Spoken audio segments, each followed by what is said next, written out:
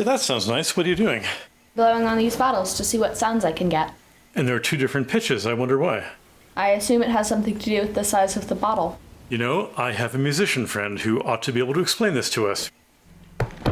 Let's see if we can call up R.A.W. Tuba.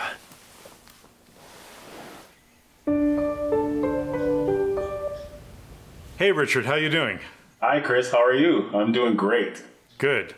Let me introduce you to my daughter, Rosemary. Rosemary, this is Richard White, the Principal Tubist for the Santa Fe Symphony. He's also a professor at the University of New Mexico. He goes by the name of R.A.W. Tuba. So, do you have a couple of minutes? I have 2 minutes, 3 minutes, whatever you need. We were just noticing the different sounds various bottles make when you blow across them.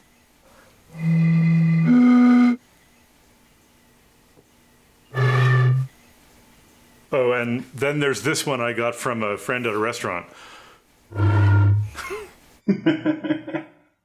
With the bottles, the bigger they are, the deeper the sound. Is the same true with the tubas? Yes. The bigger the size, the lower the notes.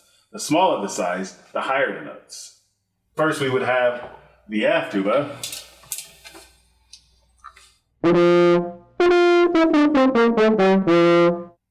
That's 12 feet of tubing. And then if we move to 16 feet of tubing, keep going down the scale.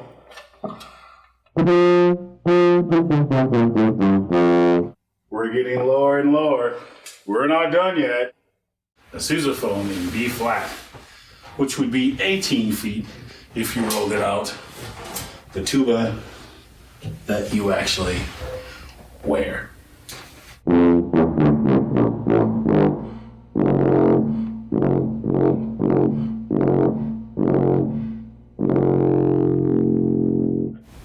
Are you using all 12 or 18 or 16 feet at all times? No. I use a series of valves to make my instrument lower or higher. Here we have 4 pistons and 1 rotary. If we take off the valve here, you can see that there's a series of holes which allows me to elongate or shorten the tubing, which changes the note. And as we talked about before, the longer the tubing, the lower the note. The shorter the tubing, the higher the note. And the 5th valve is actually a rotary valve, which turns this way, much like a railroad track. And it adds all of this tubing in the back. You can see. So the whole travel pattern would be buzzing with the lips into the mouthpiece, then traveling all the way around the lead pipe through all of these series of tubing, coming through the bottom bow of the bell, up to the stem of the tuba, and out the bell. We'd like to turn some of the bottles we have into an at-home orchestra. Would you be willing to help us tune them? Absolutely. I think it's a great idea. Let's have some fun.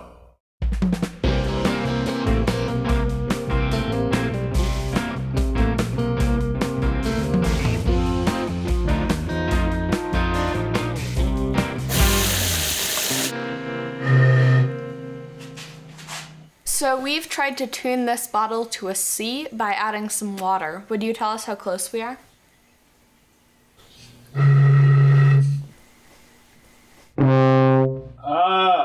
It's really close. I feel like we're playing Price is Right. Lower, please.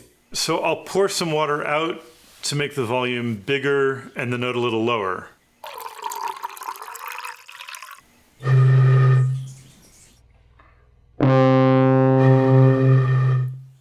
I think we got it. Fantastic. Cool, thanks so much. We have the first 5 notes of the F major scale. I have F, A, and C. And I have B flat and G. So Richard, what should we play? How about Ode to Joy? All right, let's see if we can pull that off.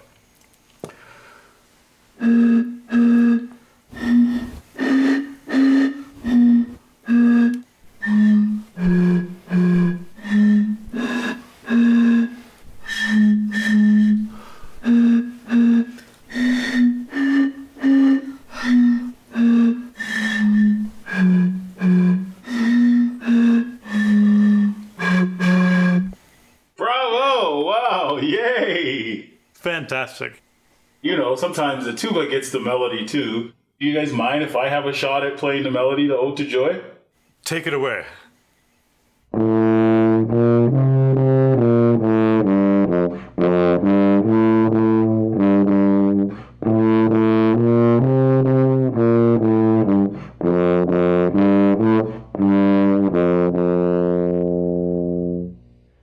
Wow. That was better than how we sounded, but you've had more practice. You know, there's something cool that I'd like to do in my own practice. Sometimes I do extended techniques, such as multi-phonics, which is singing and playing in the tuba at the same time. Would you guys like to hear that? We'd love to. Totally.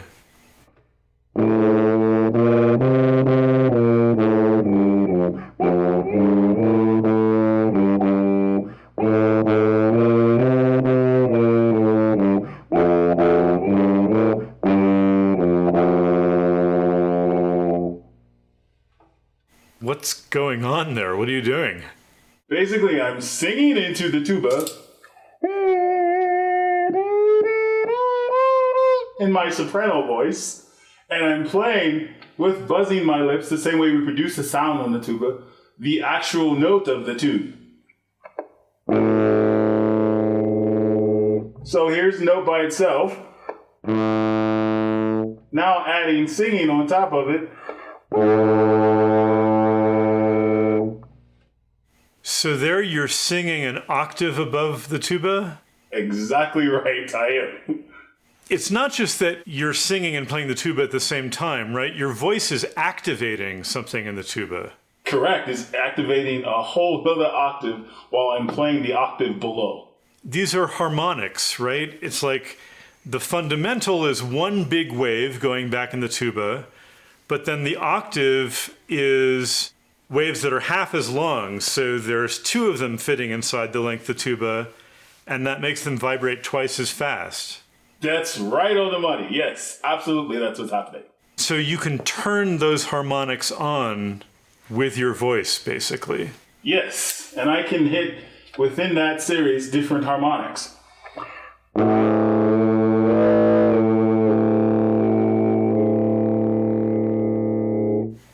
That is kind of a cool, spooky sound. Yeah. I think it's really cool too. What are some other ways that you can activate those harmonics and kick those notes up? Another thing I like to do in terms of extended techniques is also beatbox. I can hit different tones by adding different velocity or different pressures of air into the tuba. That's low. See if you can hear the difference between the high beatbox and the low beatbox.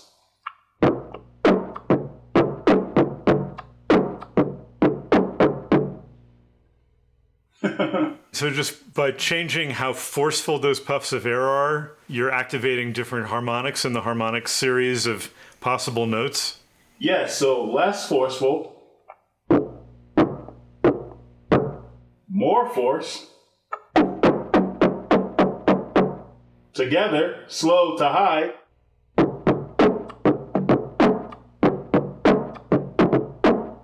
and you got something really cool on the tuba.